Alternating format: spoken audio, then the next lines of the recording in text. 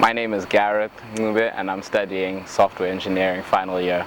So for this year, I'm the PGM Ambassador Lead, and the PGM Ambassadors are a group of students who are representing PGM students at the university and championing in issues around the attainment gap and solving those problems. I'm Modupe Ilesome. I'm a second-year dental therapy and hygiene student, and currently I work part-time at the union as the Senior Student Voice Assistant for the faculty of CCI. Hello everyone, my name is Anwar. I'm the Democracy and Campaign Officer. When I was at university, I studied criminology and criminal justice. I was a faculty rep, I was a course rep, I'm also a volunteer police officer as well. Hi, I'm Umusal Madanjuma, but I just usually go by Dan, and I'm currently a senior student voice assistant for BAL, which is my faculty, and I'm in the middle of my master's program for digital business management. And I'm also a course rep as well, yeah.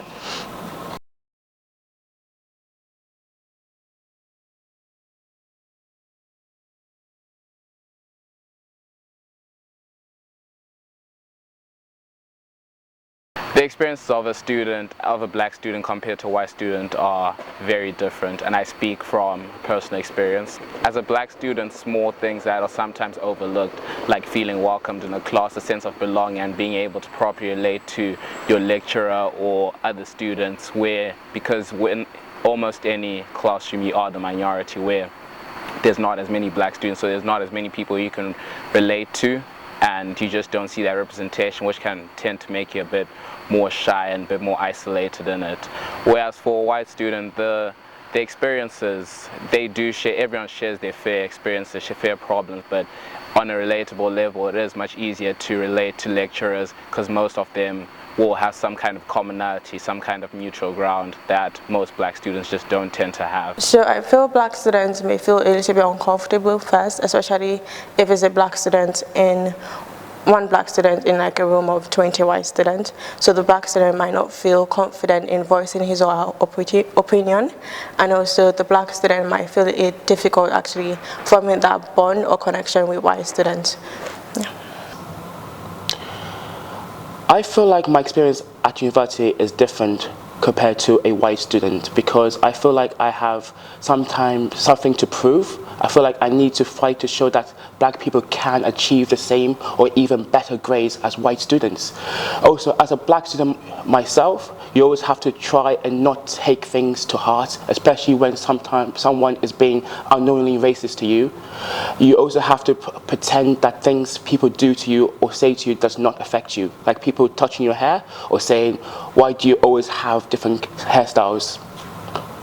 Students can experience stereotyping, racial profiling, and just a little bit of issues with basic like campus security or even just security in general.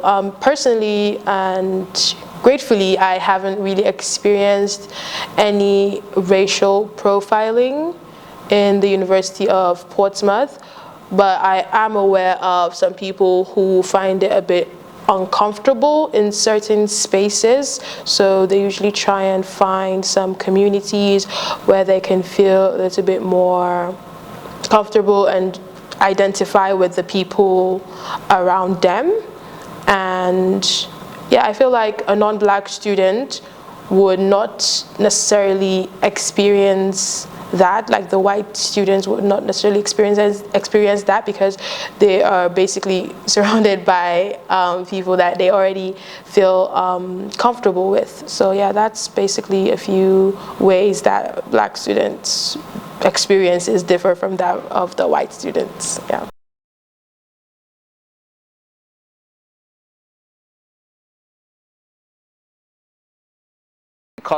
What decolonizing curriculum means to me, or rather diversifying the curriculum, is actively working towards including PGM, people of the global majority, in all course content that's taught across the university, so that for all students they feel like they're represented by the content that they're being taught, that it's not only specific to white people within the industry, but rather that any student can feel some kind of relation to a figure within the industry and be taught that content that's relatable to them. So decolonizing the curriculum means ensuring that the university examines the limitation and the biases of the current curriculum and ensuring that these are tackled, and also ensuring that these are actually like put in place in terms of ensuring that these biases are addressed, yeah, and also ensuring that the current policies actually kind of like focus on what the university stands for in terms of anti-racism. Yeah.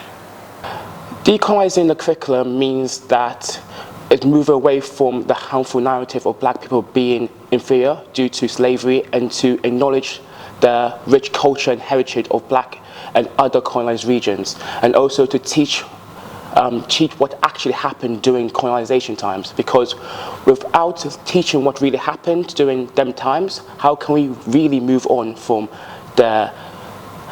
really move on as a society? We have to acknowledge all the bad things that actually happened during colonization times and to black people, and to actually realize that Africa has a rich culture. Decolonizing the curriculum is basically trying to take a conscious effort in going against the basic academic perspectives, which are usually Eurocentric. So the university can try to partner the module coordinators or the course coordinators with a black voice, like a black voice who can bring an open dialogue and bring more insight into those predominantly Eurocentric academic perspectives, and just try and make it more diverse in a way that includes every part of history and different cultures, and yeah, bringing in a more diverse conversation. Yeah.